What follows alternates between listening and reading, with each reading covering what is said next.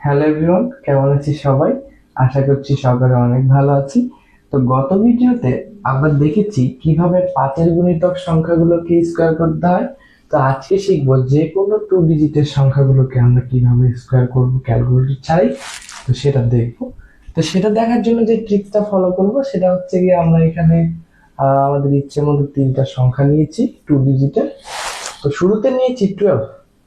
তো 12 এর সাথে শেষে আর কি আগের ভিডিওর মতোই যে সবার শেষে যেটা থাকবে সেই ডিজিটটা এটাকে আগে স্কোয়ার করে ফেলবো। তো এখানে আছে কত 2, 2 কে স্কোয়ার করলে হয় 4। এই 4 আগে আমরা লিখে ফেলছি। এরপরে যে কাজটা করব, এখানে যে ডিজিট গুলো আছে এই ইন্ডিভিজুয়াল সবগুলো ডিজিটকে আগে গুণ করে ফেলবো। তো এখানে আছে 1 আর 2। এই 1 আর 2 কে যদি আমরা গুণ করি তাহলে হয় কত 2।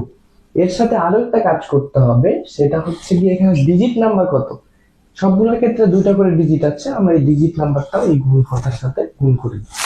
এটা যদি গুণ করে দেই এটার সাথে তাহলে আরো 2 গুণ হবে, গুণফল কত 4। এই 4টা বসবে এখানে। এরপরে সবার শেষে যে কাজটা করব, লেফট সাইডে যে ডিজিটটা আছে এটাকে স্কোয়ার করে ফেলবো।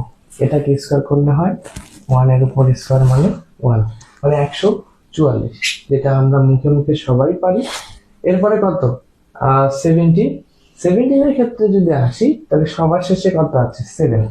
7 কে স্কোয়ার করলে হয় কত 49। এই 7 কে স্কোয়ার করলে হয় 49। তো 49 তো আর এখানে লিখবো না, 49 এর ক্ষেত্রে এখানে লিখবো 9।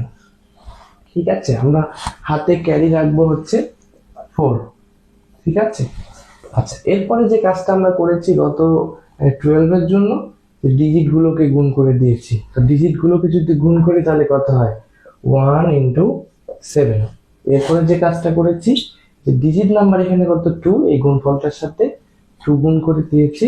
তো এটার সাথে 2 গুণ করলে হবে কত 7 দুগুণে 14।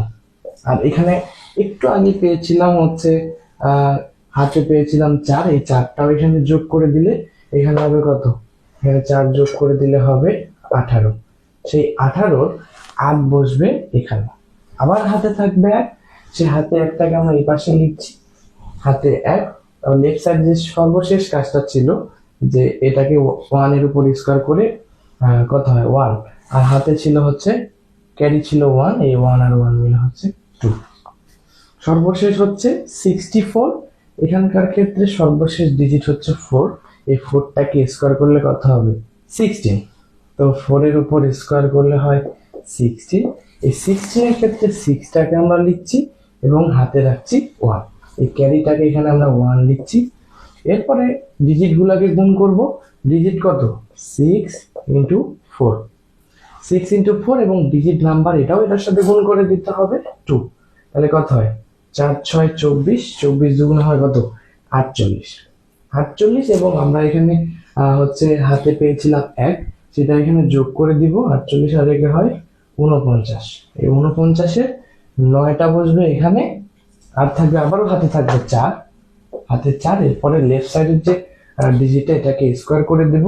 তাহলে 6 এর উপর স্কোয়ার করলে হয় কত 36, আর হাতে পেয়েছিলাম লাস্টের 4, এটা 4 যোগ করে দিলে 36 আর 4 হয় 40।